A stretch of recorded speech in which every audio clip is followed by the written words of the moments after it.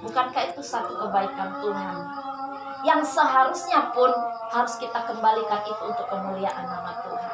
Haleluya. Dengan kita merenungkan segala keajaiban Tuhan. Dalam firman Tuhan katakan, betapa dahsyat kejadianku. Bukankah Tuhan memilih saya dan saudara? Dan tidak kebetulan kita pun ada di tempat ini, di daerah ini, bahwa segala sesuatunya Tuhan atur di dalam hidup kita. Amin. Tidak ada kebetulan dalam hidup kita ini. Semua Tuhan rancangkan begitu luar biasa. Jadi kalau bicara soal persoalan, problema hidup, itu soal biasa bagi anak-anak Tuhan yang percaya dan yang terus berharap kepada Tuhan. Amin. Oleh sebab itu, mari hari-hari ini kita terus pacu kerohanian kita. Kita terus pacu iman kita di dalam Tuhan. Apa sih maunya Tuhan dalam hidup kita ini? Apa sih kehendak Tuhan dalam hidup kita ini sebagai orang percaya, sebagai anak-anak Tuhan? Ya. Semakin kita lebih dekat kepada Tuhan, akan kita semakin memahami bahwa ada hal-hal yang Tuhan bekerjakan dalam hidup kita. Ketika kita menjadi anak-anak Tuhan yang kuat di dalam Tuhan. Amin. Mari kita lihat kebenaran firman Tuhan dalam 1 Petrus pasal yang kelima, di pasal yang terakhir. 1 Petrus pasal yang kelima.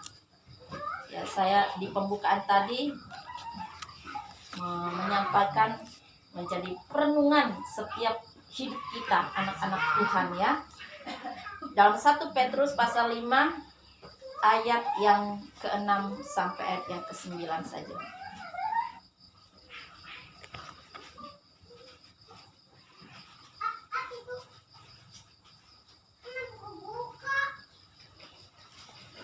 Dalam 1 Petrus pasal 5 ayat yang ke-6 sampai ayat yang ke-9.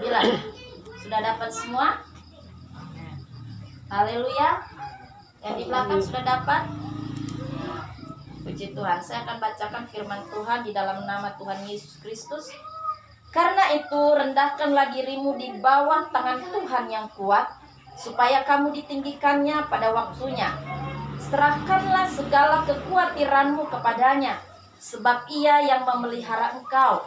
Sadarlah dan berjaga-jagalah, lawanmu si iblis berjalan keliling sama seperti singa yang mengaum-ngaum dan mencari orang yang dapat ditelannya. Lawanlah dia dengan iman yang teguh, sebab kamu tahu bahwa semua saudaramu di seluruh dunia menanggung penderitaan yang sama. Ini firman Tuhan yang disampaikan oleh Rasul Petrus, ya. Dalam kehidupan Rasul Petrus ini, dia banyak menyaksikan, ya, tentang penderitaan mengiring Tuhan. Ya, kalau dalam di pasal yang keempat itu, bagaimana dia menceritakan tentang menderita sebagai Kristen, orang Kristen, pengikut Kristus. Nah, di pasal yang kelima ini dia menyampaikan kepada penatua. Kalau di ayat yang pertama itu dia menasihatkan kepada para penatua yang ada pada saat itu, bahkan jemaat-jemaat juga dia nasihatkan, ya, untuk bagaimana membina dan menggembalakan domba-dombanya Allah. Dan firman ini bukan hanya ditujukan kepada pelayan Tuhan khususnya, ya, penatua itu kan bagian dari pelayan Tuhan. Tetapi dalam kebenaran firman Allah yang disampaikan oleh Rasul Petrus ini, kita tahu bahwa Rasul Petrus ini adalah seorang yang dahulunya karakternya itu orangnya yang temperamen, yang sangat arogan ketika ia masih bersama dengan Tuhan Yesus. Dan kisah hidupnya tercatat dalam Alkitab. Dia adalah seorang murid yang menyangkal Tuhan Yesus 3 kali. Dan ketika ia diubahkan oleh Tuhan, ia dipulihkan oleh Tuhan, dia bertobat sepenuhnya, dan Tuhan mengerjakan hal yang luar biasa dalam hidupnya. Tuhan pakai dia menjadi hamba Tuhan yang dahsyat dan mampu memenangkan jiwa sampai 3.000 orang ketika dia berkhotbah, ketika dia sampaikan firman Tuhan. Yang dikatakan dalam firman Tuhan, dia menasihatkan kepada penatua, tentang mengembalakan domba. Nah, saya tidak akan menjelaskan seberapa Rasul Petrus ini berbicara tentang menggembalakan domba. Tetapi yang menjadi renungan kita malam hari ini adalah di ayat yang sudah kita bacakan tadi.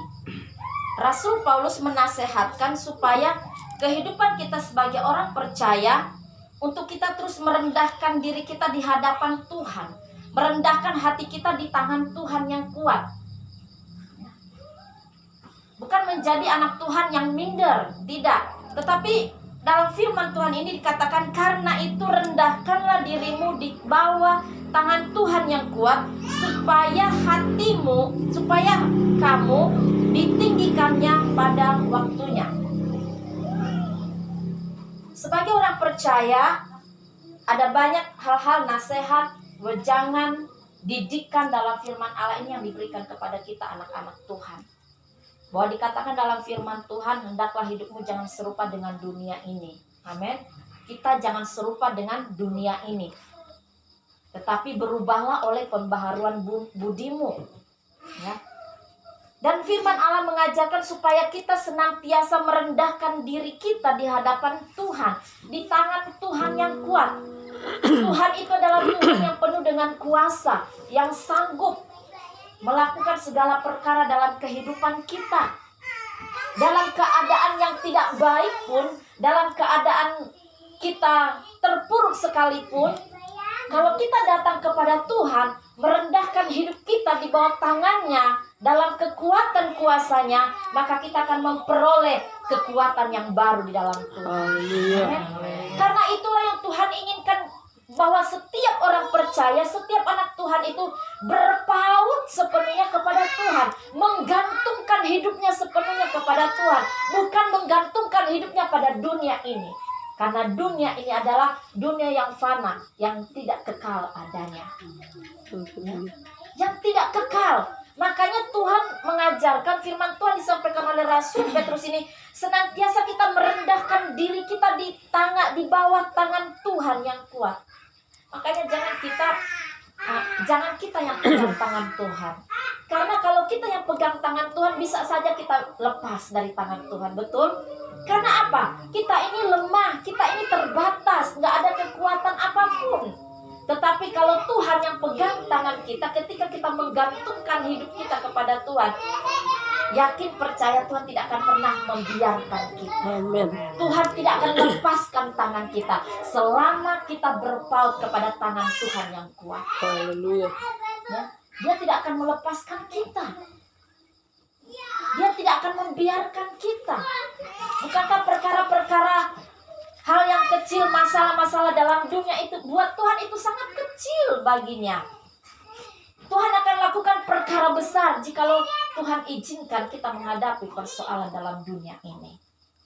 Tangannya yang kuat itu akan mampu menopang setiap beban-beban hidup saya dan saudara. Amin. Karena tangannya adalah tangan yang kuat. Keperkasaan tangannya itu melebihi dari apapun yang ada dalam dunia ini. Makanya jangan menggantungkan hidup kita pada dunia ini. Jangan gantungkan hidup kita pada apa yang kita miliki, ya. Tetapi rendahkanlah dirimu di bawah tangan Tuhan yang kuat. Maka Tuhan akan selalu beri kekuatan kepada kita. Ibarat gelas itu kalau kosong, dapat, kalau kita haus, kita minum, kita isi dalam gelas itu. Ya, selalu kita mau minum. Sama, kalau kita selalu butuh Tuhan dalam hidup kita akan cari Tuhan. Amin. Kalau kita selalu butuh Tuhan, kita akan cari Dia. Kalau kita perlu Dia, kita datangi Dia. Kalau Dia seakan-akan jauh dari kita, panggil nama Dia, nama Yesus. Bahwa Tuhan kita adalah Tuhan yang memiliki kekuatan yang luar biasa. Gantungkan hidup kita kepada tangannya. Ya, jangan kita bergantung kepada dunia, jangan kita bergantung kepada saudara kita, ya, jangan kita bergantung kepada orang lain. Tetap kita berpaut kepada Tuhan. Dialah sang pemilik hidup ini. Dialah yang memberi kekuatan itu ketika kita selalu merendahkan diri di hadapannya. Ya. Bukan berarti kita sayang diri, tidak. Bukan berarti kita mau sayang diri, tetapi kita mau hidup kita ini kita taruh terus di bawah kaki Tuhan. Karena ketika kita senantiasa merendahkan diri di hadapan Tuhan, Tuhan tahu isi hati kita, Tuhan tahu kebutuhan kita, Tuhan tahu hidup kita, apa yang kita mau, apa yang kita inginkan, apa yang kita gumuli. Amin. Tuhan tahu segalanya. Itu sebabnya jadikan Tuhan itu menjadi penopang kita selama kita ada dalam dunia ini. Tidak kepada yang lain. Tidak juga kepada dunia ini. Tidak juga kepada orang lain, manusia atau siapapun. Tetapi hanya Tuhan Yesus. Amin. Haleluya. Kita maju kepada ayat yang ke-7. Namun sebelumnya dikatakan dalam firman Tuhan, merendahkan hidup kita di bawah tangan Tuhan yang kuat, supaya kamu ditinggikannya pada waktunya. Ingat, pada waktunya Tuhan akan meninggikan kita. Amin. Tuhan akan meninggikan kita pada waktunya. Ingat, apa yang dijanjikan oleh Tuhan itu yang akan digenapi bagi kita orang percaya. Pada waktunya kapan? Kita manusia nggak tahu, tetapi Tuhan punya waktu yang tepat untuk meninggikan umatnya. Saat yang tepat dia akan nyatakan itu kepada umatnya. Jadi nggak usah kita merendahkan diri seolah-olah kita sayang diri kita. Tetapi yang menjadi satu hal, kita punya Tuhan yang kuat, punya Tuhan yang akan terus pegang tangan kita. Dia yang kendalikan hidup kita. Hari ini, esok, sampai seterusnya dan sampai selama-lamanya. Kuasanya Tuhan tidak akan pernah berubah. Kekuatannya tidak pernah berubah. Haleluya. Di ayat yang ke-7. Serahkanlah segala kekhawatiranmu kepadanya, sebab ia yang memelihara kamu. Amin. Haleluya. Hari-hari ini apa sih yang jadi kekhawatiran kita, Bapak Ibu? Ya. Apa yang menjadi kekhawatiran kita? Corona nggak habis-habis. Coronanya nggak akan habis-habis. Ada kan suka di Facebook itu ditaruh. Ada hamba Tuhan nyampaikan gini. Corona itu nggak akan pergi. Corona itu akan tetap hidup bersama dengan kita. Tetapi yakinlah, Corona itu tidak akan menimpa kita. Amin. Corona itu akan tetap ada, tetapi dia tidak akan menimpa kita. Artinya sekalipun Corona itu nggak akan hilang, kuasa Tuhan tidak akan pernah hilang bagi orang percaya. Ya mungkin ini yang menjadi kekhawatiran banyak orang. Kok Corona ini nggak musnah-musnah, nggak habis-habisnya, bahkan semakin menjadi. Tetapi ketika penyampaian dari Bapak Presiden Jokowi mengatakan bahwa ada penurunan yang luar biasa dari COVID ini. Makanya perpanjangan PPKM itu tidak begitu dilanjutkan lagi karena sudah dari level 4 sudah diturunkan bagian daerah-daerah tertentu. Artinya ada penurunan-penurunan yang signifikan bahwa ya Tuhan yang menolong semuanya. Yang sakit sudah mulai dipulihkan, disembuhkan. Dan itu sesuatu yang luar biasa. Kita percaya itu adalah doa anak-anak Tuhan. Amin. Umat-umat yang berdoa bagi negeri ini, supaya memang COVID ini cepat berlalu dari bangsa kita. Ya mungkin salah satu kekhawatiran kita, dampak yang terjadi di tengah bangsa kita ini akibat dari pandemi ini sangat luar biasa sekali. Ya. Tapi firman Tuhan kembali mengingatkan saya dan saudara. Ya, serahkanlah segala kekhawatiranmu kepadanya. Mungkin kekhawatiran dalam hal ekonomi? Oh pasti, semua terdampak ya kan. Kekhawatiran dalam kesehatan, bisa jadi agak takut-takut, mau ke sana takut, mau ke situ takut, mau ikut kumpul-kumpul takut, ya kan, ngeri-ngeri sedap, ya kan, kekhawatiran. Tapi firman Allah terus mengingatkan saya dan saudara, serahkanlah segala kekhawatiranmu kepadanya, sebab Ia yang memelihara kamu. Amin. Tuhan akan jamin setiap anak-anaknya, setiap orang-orang yang takut kepadanya ada dalam pemeliharaan Tuhan. Engkau akan dipelihara Tuhan, amin. Ketika engkau bekerja, Tuhan pelihara engkau, diberikannya engkau keselamatan dalam bekerja. Ketika engkau berkendaraan, Tuhan pelihara engkau, berikan keselamatan dalam perjalananmu. Tuhan pelihara engkau dalam kesehatanmu, dalam keluargamu, rumah tanggamu, anakmu yang di perantauan, Tuhan pelihara. Amin. Haleluya. Jangan terlalu kita menakut-nakuti diri kita sendiri, ya kan? Khawatir kita tanamkan dalam hati kita, aduh saya khawatir, aduh saya takut, aduh saya begini dan begitu. Itu akan melemahkan iman kita, itu akan melemahkan diri kita sendiri. Tetapi mari kita perkatakan Tuhan itu baik, Tuhan itu dahsyat dalam hidup kita, amin. Karena Tuhan yang memelihara tubuh, jiwa, dan roh kita, amin. Dia yang memelihara kita.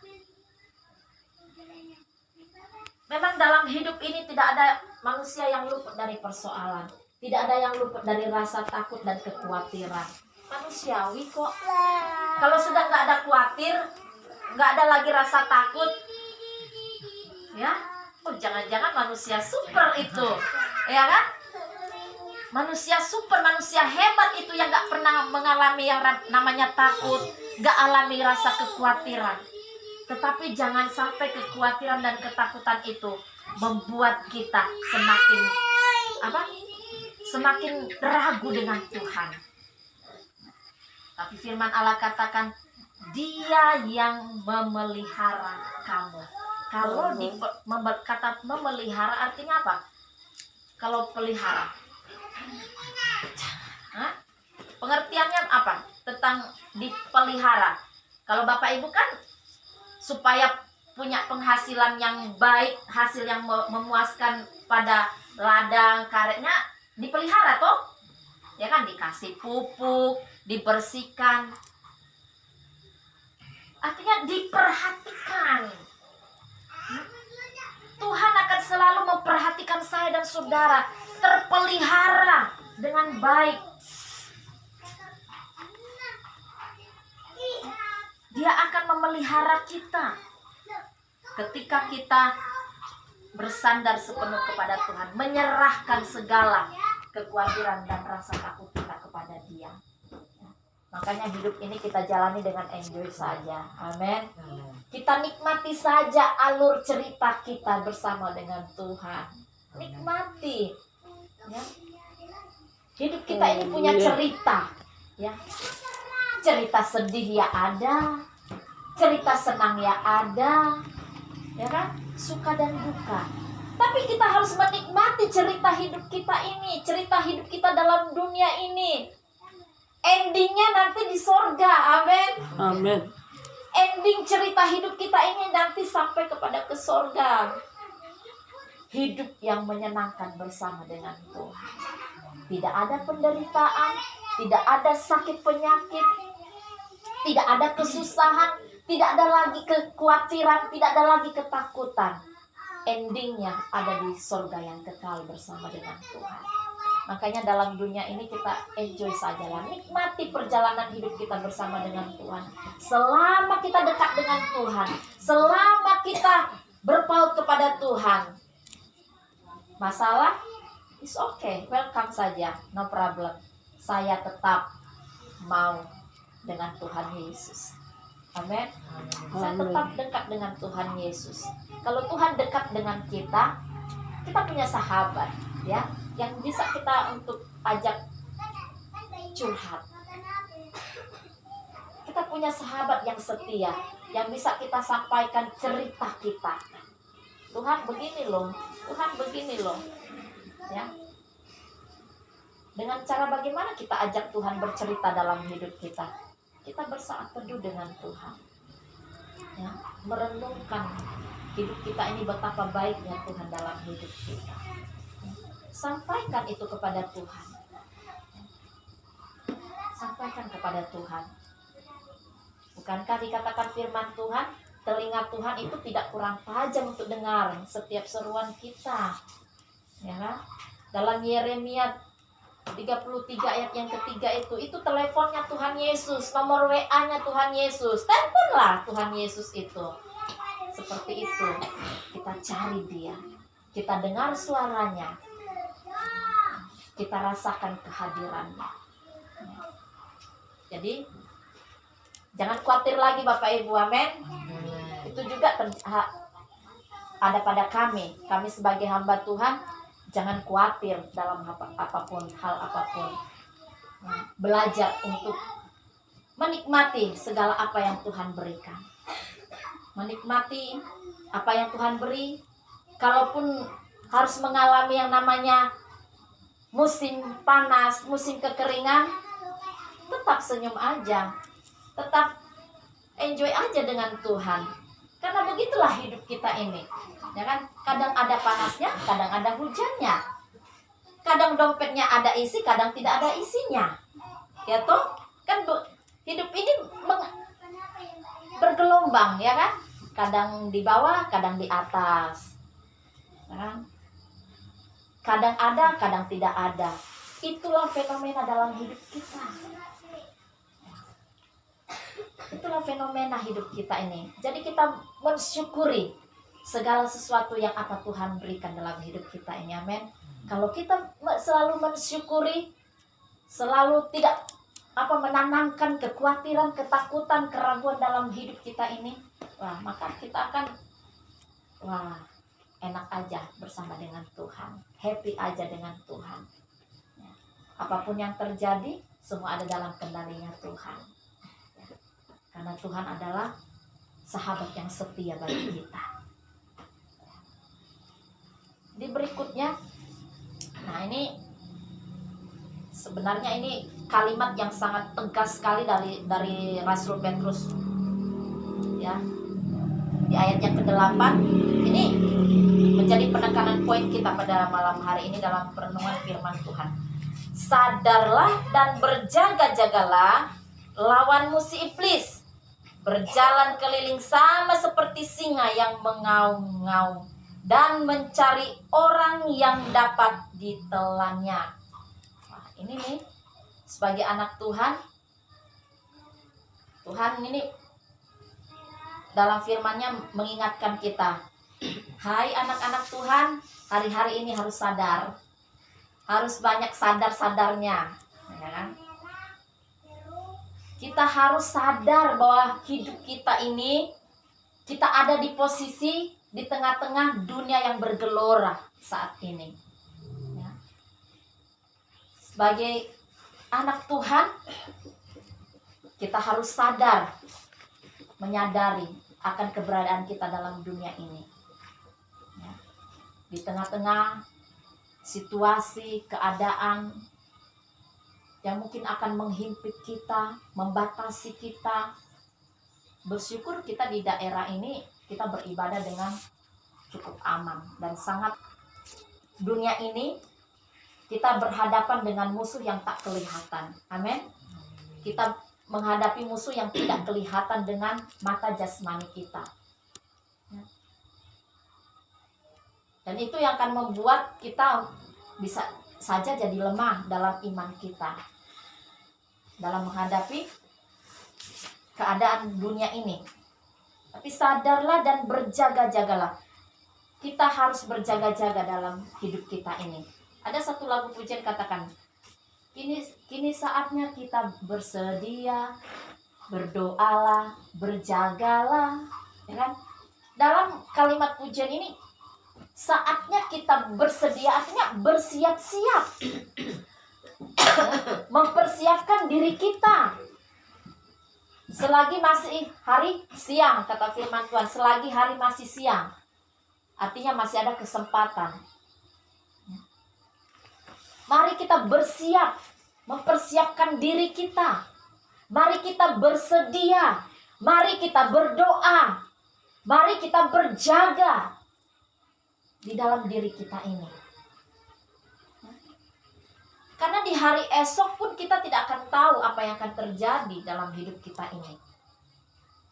Kayak firman Tuhan katakan, sadarlah dan berjaga-jagalah, lawanmu si iblis berjalan keliling sama seperti singa yang mengaum-ngaum dan mencari orang yang dapat ditelannya. Hari-hari ini banyak singa-singa yang berkeliaran. Si iblis yang berkeliaran mencari mangsa yang bisa ditelan. Mangsa yang bagaimana yang dicari oleh si iblis atau singa yang mengaum-ngaum ini? Mereka-mereka yang punya iman yang lemah. Mereka yang hidupnya tidak sesuai dengan kebenaran firman Tuhan. Mereka yang meninggalkan Tuhan.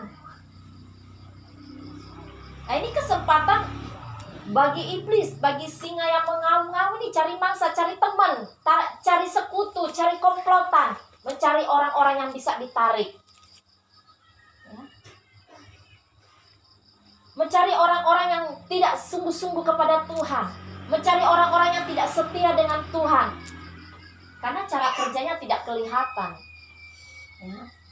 Membuat anak Tuhan malas datang beribadah, membuat anak Tuhan tidak suka dengan saudara seiman, selalu ribut dan segala macamnya. Pokoknya yang hal-hal yang duniawi ini itu menjadi sasaran dari si iblis.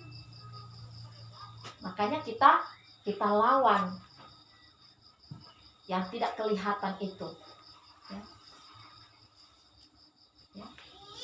Sadarlah dan berjaga-jagalah, lawanmu si iblis berjalan keliling sama seperti singa yang mengaum-ngaum, yang mencari orang yang dapat ditelannya. Makanya kita perlu berjaga-jaga, ya, berjaga dan berdoalah. Ya, hanya itu salah satu cara kita yang ampuh untuk menghindari diri kita, menghindari iman kita tidak lemah, tidak membuat kita jauh dari Tuhan. Berdoa dan berjagalah dalam Tuhan. Makanya Yesus sampaikan kepada murid-muridnya untuk berjaga-jaga. Tidak sanggupkah kamu berjaga-jaga dengan aku 1 jam saja? Ini waktu Yesus sedang berdoa, ditemani dengan murid-muridnya. Ya. Berjaga-jaga. Artinya kalau kita berjaga-jaga, kita waspada. Ya, kita waspada. Karena kita tidak tahu akan apa yang akan terjadi dalam hidup kita ini. Namun dalam firman Tuhan mengingatkan kepada saya dan saudara, kita harus berjaga-jaga karena kita punya musuh. Kita harus melawan iblis yang berjalan keliling sama seperti singa yang mengaum-ngaum. Ya, sama seperti singa yang mengaum-ngaum, yang mencari mangsa, yang mencari orang-orang yang bisa diajak menjadi komplotan, menjadi sekutunya. Dan dengan hal apa yang bisa kita lakukan untuk melawan itu? Di ayat yang ke-9, lawanlah dia dengan iman yang teguh. Iman yang teguh, iman yang kuat, iman yang kokoh, iman yang tidak bergeser, iman yang berpusat kepada Yesus Kristus, iman yang berpusat kepada kebenaran firman Allah. Itu yang akan mampu melawan siasat-siasat tipu muslihat iblis yang membuat kita jauh dari Tuhan, yang membuat kita tidak sungguh-sungguh dengan Tuhan. Lawan dengan iman kita. Karena dengan iman itulah yang akan memampukan kita untuk kuat di dalam mengiring Tuhan. Karena dengan iman yang kuat itulah kita mampu menerobos setiap tantangan dalam hidup kita ini. Persoalan yang kecil bisa jadi besar. Tetapi kalau kita punya iman di dalam Tuhan, kita punya firman Tuhan, maka persoalan kecil itu akan hilang, akan bisa dibereskan. Haleluya. Karena datang kepada Tuhan. Punya iman kepada Tuhan. Kepada Yesus Kristus. Dengan iman yang teguh. Iman yang tidak setengah-setengah. Tetapi iman yang sempurna kepada Tuhan. Ya. Kalau kita punya iman setengah-setengah kepada Tuhan, itu tidak akan mendatangkan mujizat, mendatangkan kuasa dalam hidup kita. Tetapi iman yang sungguh-sungguh, dikatakan dalam firman Allah, iman sebesar biji sesawi pun itu dapat memindahkan gunung. Ya. Sebesar biji sesawi, sebesar biji yang paling terkecil di antara tumbuh-tumbuhan. Itu yang digambarkan dalam firman Tuhan. Kita punya iman yang sekecil itu, kita bisa memindahkan gunung. Gunung itu berbicara persoalan, tantangan hidup, masalah hidup dalam dunia ini. Kita katakan beranjaklah hai gunung, dia akan pindah. Itu dalam firman Tuhan. Iman sebesar biji sesawi. Jadi untuk melawan segala apa yang ada dalam dunia ini, untuk mengalahkan tipu muslihat iblis, mengalahkan segala hawa nafsu dalam dunia ini, ya, kita bisa lawan dengan iman yang teguh, iman yang kuat, iman yang berpusat kepada Tuhan Yesus Kristus, yang akan memberikan kita kekuatan yang luar biasa. Saya percaya hari lepas hari ketika kita hidup di dalam firman-Nya, maka iman kita akan selalu bertumbuh dan bertumbuh. Amin. Ya, selalu bertumbuh dan bertumbuh. Ya. Jangan punya iman kecil terus. Ya, karena dikatakan iman sebesar biji sesawi kan bisa pindahkan gunung. Jangan juga berpatokan begitu. Jadi iman itu pun harus bertumbuh. Ya, bertumbuh di dalam firman Allah. Dengan firman Allah kita bisa tahu segala kehendak Tuhan dalam hidup kita. Dengan iman itulah kita akan mampu berdiri tegak di dalam Tuhan. Ya. Lutut kita tidak akan menjadi lemah. Tangan kita tidak akan menjadi lemah. Karena ada tangan Tuhan yang kuat. Karena ada iman kita yang kuat yang menopang kita untuk tetap berdiri di dalam Tuhan. Ya.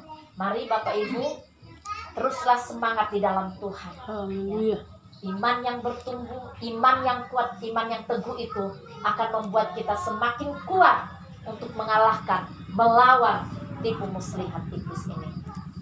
Puji nama Tuhan Bapak Ibu yang diberkati oleh Tuhan Yesus. Demikian kebenaran firman Tuhan untuk semakin memotivasi kita hari-hari ini. Mari kita menyadari, sadar sepenuhnya, dan kita berjaga-jaga di dalam Tuhan, ya. Berjaga-jaga dalam hidup ini supaya kita memiliki iman yang teguh, memiliki iman yang kuat di dalam Tuhan, ya. Segala kekhawatiran, segala ketakutan dan keraguan itu, mari kita lepaskan itu dalam hidup kita. Karena kita percaya bahwa Tuhan adalah Tuhan yang selalu memelihara kita. Haleluya. Dalam segala hal apapun, hari-hari ini yang kau hadapi, serahkan kepada Tuhan. Serahkan segala sesuatunya kepada Tuhan. Tuhan kita adalah Tuhan yang peduli.